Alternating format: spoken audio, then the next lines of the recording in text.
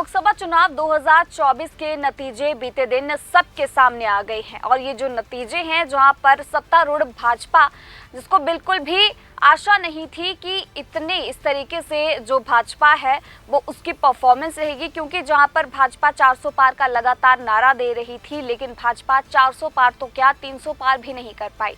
मात्र 240 सीटों पर भाजपा जो है वो सिमट कर रह गई है। तो वहीं अगर इंडिया अलायंस की बात की जाए तो 234 सीटों के साथ इंडिया अलायंस जो है बड़ा ये एक संख्या है जो कि इंडिया अलायंस ने इस लोकसभा चुनाव में प्राप्त की है। और देखा जा रहा है कि अगर राष्ट्रीय स्तर की बात की जाए तो यहाँ पर एक बहुत ही मजबूत जो विपक्ष है, अपोजिशन है, अब केंद्र में जो है वो अब साकार हो जाएगी। और कहीं ना कहीं देखा जा रहा है कि जो भाजपा की हाईकमान है, भाजपा के जो शीर्ष नेतृत्व है, कहीं ना कहीं सोचने पर मजबूर वो जरूर हो गए हैं कि आखिर कमी रही तो रही कहाँ। लेकिन सबसे ज्यादा नतीजे आने के बाद जो मुद्दा तुल पकड़ता हुआ नजर आ रहा है वो ये है कि आखिरकार उत्तर प्रदेश में किस तरीके से भाजपा चूक गई। बता दें कि उत्तर प्रदेश में समाजवादी पार्टी ने 37 सीटें लोकसभा की अपने खेमे में डाल ली हैं, अपने पाले में कर ली हैं, जबकि जो भाजपा है मात्र 33 सीटों पर यहां पर सिमट कर रह गई है। समाजवादी पार्टी ने जिस तरीके से यहां पर अपना जो एक परफॉर्मेंस हम कह सकते हैं जो दिखाई है, वाकई में हर कोई इसकी तारीफ कर रहा है। और तीसरी बड़ी विपक्षी पार्टी के रूप में समाजवादी पार्टी, जिसके सुप्रीमो अखिलेश यादव है, प्रमुख जो हैं वो उभरे हैं। अखिलेश यादव ने जिस तरीके से इन चुनावों में जो रणनीति बनाई है, इन चुनावों को फतेह करने के लिए, जीतने के लिए, कहीं ना कहीं वो बेहद सही और सटीक साबित हुई है। बता दें कि अखिलेश यादव ने इन चुनावों के दौरान जो धार्मिक मुद्दे हैं उन्हें नज़रअंदाज करके, उन्हें दरकिनार करके यहाँ पर जो जातीय गोलबंदी है उसके ऊपर दांव खेला, जो कि बिल्कुल सही उनके लिए और बिल्कुल सटीक साबित हुआ। पिछले चुनावों की बात की जाए तो यहाँ पर समाजवादी पार्टी ने बहुजन समाज पार्टी के साथ चुनाव लड़ा था और मात्र 5 सीटें उनके हिस्से में आई थी।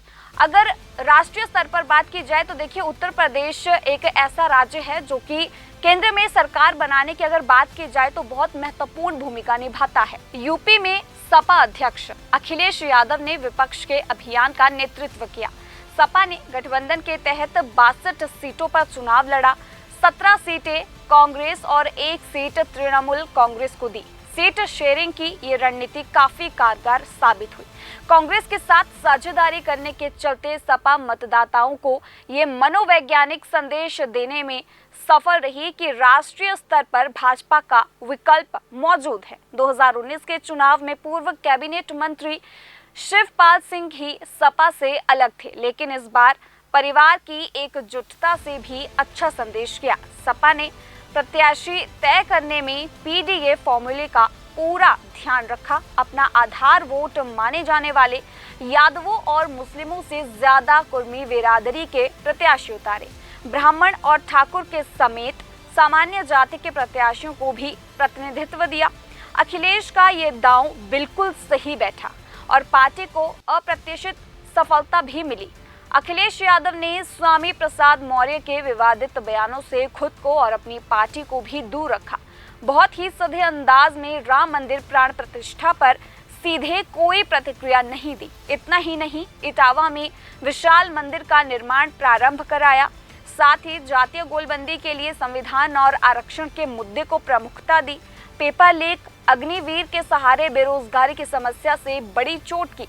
इस रणनीति ने उन्हें यहाँ पर भारी सफलता के शिखर पर पहुंचाया है। सपा ने वर्ष 2014 के लोकसभा आम चुनाव में 35 सीटें जीती थी और इस लोकसभा चुनाव में सपा उससे भी अच्छा प्रदर्शन करने की ओर बढ़ रही है।